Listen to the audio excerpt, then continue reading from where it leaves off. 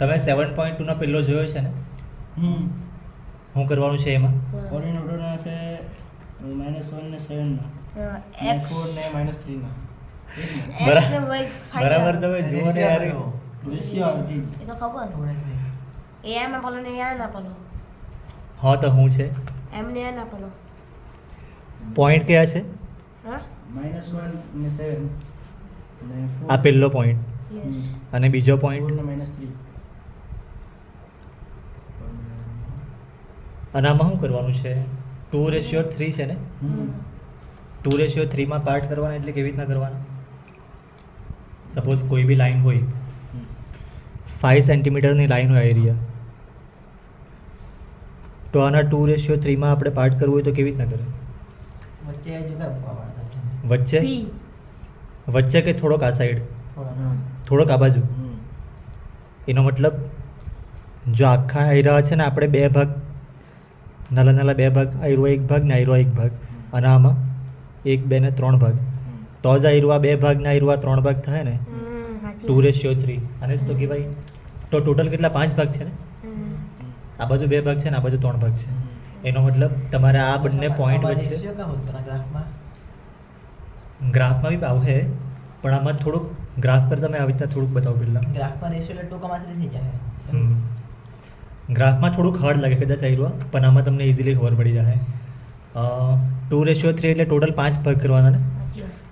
તો આ બે નંબરના વચ્ચે 5 ભાગ તમને ખબર છે? -1 થી 4 ના વચ્ચે નંબર લાઈન પર તમારે જોવાનું -1 કઈ જગ્યા આવે. -1 0 1 2 3 4 નંબર લાઈન મેં આખીને ડ્રો કરી, જેટલું કામ હતું એટલું ડ્રો કરી છે. -1 થી 4 ના વચ્ચે 5 ભાગ તમને ખબર પડે? આ એક ભાગ એટલે ટોટલ 5 ભાગ થઈ ગયા છે ને આયરો? હા ને, આયરો એક ભાગ છે, આ બીજો, ત્રીજો, ચોથો ને 5મો. તો પહેલા 2 ભાગ આપણે આયરા લઈ લઈએ અને પછીના 3 ભાગ આયરા. અને આયરો પહેલો ભાગ ને બીજો ભાગ, સ્ટાર્ટિંગના 2 ભાગ ને આયરો આ પહેલો, બીજો ને ત્રીજો, પછીના 3 ભાગ. તો આયરો આ પોઈન્ટ આવ્યો ને? એનો મતલબ -1 થી 4 ના વચ્ચે આયરો આવે. એવી રીતે આવે કે આ સાઈડ 2 ભાગ આવે ને આ બાજુ 3 ભાગ આવે. તો એક્સ કોઓર્ડિનેટ મળ્યો છે પીનો. હવે વાય કોઓર્ડિનેટ સારું 7 થી -3, તો 7 કઈ જગ્યા આવે? મેં આ બાજુ આગળ લખી લેમ 5, જોઈએ તો બીજી એક નંબર લાઈન ડ્રો કરું. 7 આ બાજુ આવશે ને? 7 6. તમે વિચારો હવે કે આયરો આ 7 થી -3, આની વચ્ચે આપણે 5 ભાગ કરવાનો હોય તો કેવી રીતના કરીએ? 5 ભાગ કેવી રીતના થાય? આ ટોટલ કેટલાનો ડિફરન્સ છે આ બેમાં? 10 નો ટોટલ 10નો છે ને? કેમ કે આ બાજુ આયરા 7 છે ને આ 3, ટોટલ 10 છે. તો બે ના આપણે ભાગ લેવા પડે. આયરો એક ભાગ, આ બીજો ભાગ, આ ત્રીજો ભાગ, આ ચોથો ભાગ ને 5મો ભાગ. તો 7 થી -3 પર જવાનું છે ને? તો સ્ટાર્ટિંગના 2 ભાગ આપણે આયરા લેવું અને પછીના 3 ભાગ આયરા. બરાબર છે ને? આ પહેલો ભાગ છે, આ બીજો ભાગ છે, પછી આયરો આ 1, આ 2 ને આ 3. તો પોઈન્ટ કયો મળ્યો આયરો? 3. તો આયરા કોઓર્ડિનેટ.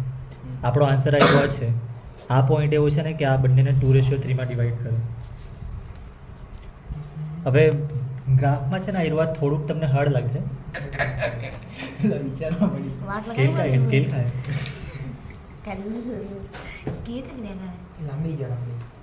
ને કંઈ નહીં ચાલે. ગ્રાફમાં છે ને આયરો તમને થોડુંક હાર્ડ લાગશે, પણ તો મેં બતાવી મૂકું કેમ કે મેઇન ગ્રાફ જ કરતા છે ને. મહાવીર આયરો આ પોઈન્ટ કઈ જગ્યા આવે? -1,7. અરે ગ્રાફમાં બતાવ. ગ્રાફમાં -1,7 પોઈન્ટ કઈ જગ્યાએ આવે એમ પૂછું મેં. ના ના, આ પોઈન્ટ -1,7. જલ્દી બોલ, તારા 25 માર્ક્સ છે. આવી રીતે બતાવવાનું તે પેલું કોઓર્ડિનેટ. અરે અરે અરે પણ આવું પડ્યા કરતા હું કહેવા માંગુ. આવું ગયા વર્ષે તો કરેલું હે ને? અરે થર્ડ ચેપ્ટર માં ખબર કર લો પેલું કોઓર્ડિનેટ. આ કોઓર્ડિનેટ આ ચેપ્ટરનું નામ શું છે? Coordinate geometry. ગયા વર્ષે બી હતું ને એ ચેપ્ટર? ગયા વર્ષે અરે 9th પેલું standard. -1 ને પછી માઈનસ. બસ ગયા વર્ષે 9th સ્ટાન્ડર્ડમાં હતું કોઓર્ડિનેટ જીઓમેટ્રી. તો આયરો એક્સ કોઓર્ડિનેટ -1 છે અને વાય કોઓર્ડિનેટ 7. તો એક્સ એક્સિસ પર -1 કઈ જગ્યાએ જોવાનું હોય તમારે અને વાય એક્સિસ પર 7 કઈ જગ્યાએ જોવાનું તમારે એટલે ઉપર આયરો આ. તો આ બંનેથી તમને મળે આયરો આ પોઈન્ટ. તારા આન્સરમાં આયરો આ કહેવાનું હતું કે -1,7 પોઈન્ટ અહીંયા છે. એવું કઈ હમ. એમ કહેવાય હવે આ 4,-3 પોઈન્ટ ક્યાં છે? હા 4,-3. 4 આયરો હમ ને 3 -3 આયરો ઈ લે લો હમ. એટલે એક્સ પર 4 શોધવાનો ને આયરો અને વાય પર -3. ઈ લે લો હા તા હમ. એટલે જો તમને ફોર્મ્યુલા નહીં આવડે ને તો આ બધી વસ્તુ છે. સોરી આપણે બોર્ડની એક્ઝામ કરી આપણે આપેલા માર્ક્સ ના, તો પછી નહીં આપે એ લોકો મેં તમને છે ને આયરું આમ એકચ્યુઅલી સમજાવ્યા કરું કે કેવી રીતે બધું આવે. એક્સ્ટ્રા જ્ઞાન એક્સ્ટ્રા જ્ઞાન નહીં, તો? આ તમને છે ને MCQમાં ટ્રુ ફોલ્સમાં ફિલ ઇન ધ બ્લેન્ક્સમાં બહુ કામ આવે. 1 માર્ક્સમાં હા, કેમ કે બહુ બધા લોકો છે ને એવું કહે કે આયરું MCQ ટીચરને પેપર કાઢતા નહીં આવડે, આયરું MCQ 1 માર્કમાં પૂછાય જ નહીં. આમાં તો આટલું બધું કેલ્ક્યુલેશન કરવાની છે. કેલ્ક્યુલેશન નહીં કરવાની હોય તમારે ખાલી આયરું આ ડ્રો કરીને જરાક એપ્રોક્સિમેટ જોઈ લેવાનું. બરાબર એ જ એટલે અમુક વસ્તુ શોર્ટમાં બી થઈ જાય. આમાં કેવી રીતના કરીએ આપણે? A ને B આવ્યું છે, A ને B ના વચ્ચે તમારે 5 ભાગ કરવાના. મેં તમને કીધું ને આમાં ગ્રાફમાં તમને થોડું ખાડ લાગે. એટલે કેટલું છે આયરું આ 11 પોઈન્ટ કેટલા આવ્યા? 11.22 11.2 કે 11.3 છે. હવે 11 પોઈન્ટ મેં 2 સમજી લેમ તો આના 5 ભાગ કરવાના. તો હવે આ તમને થોડુંક હાર્ડ લાગે એટલે મેં તમને છે ને પહેલાં થોડુંક ઇઝી હતું એ બતાવ્યું. ઇઝીમાં હું કયો ગ્રાફ યુઝ કર્યો ખબર? આયરો આ. આનું શું નામ છે આ ખાલી નંબર લાઈન જ છે. હા અહીંયા 2 નંબર લાઈન આવી એટલે તમને આ થોડુંક હાર્ડ લાગે, પણ આ બી ગ્રાફ જેવું જ છે ને.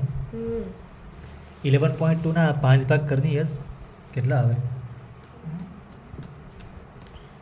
યસ કરી મૂકે ને 2.4 એપ્રોક્સિમેટ આવે ને. 2.24 આવે એટલે 2.2 આવશે. મેં છે ને આનું ડબલ કરી નાખું. 3.4 એટલે 2.24 2.2 કે 2.3 એપ્રોક્સિમેટ આવે. તો 2.3નો 2.2નો આપણે એક ભાગ સમજીએ તો 2 ભાગ આપણે આ બાજુ 2 ભાગ રાખવાનો હોય ને અને આ બાજુ 3. તમને આ થોડુંક હાર્ડ લાગતું છે મને ખબર છે, પણ તો બી એકવાર મેં બતાવી દઉં. એક્ઝામમાં તો તમારે આવી રીતના જ કરવાનું છે MCQ હોય તો. યસ, હવે 2.2નો એક ભાગ તો 2 ભાગમાં કેટલું આવશે? 4.4. તો જુઓ અહીંયાથી 4.4 કઈ જગ્યાએ આવે?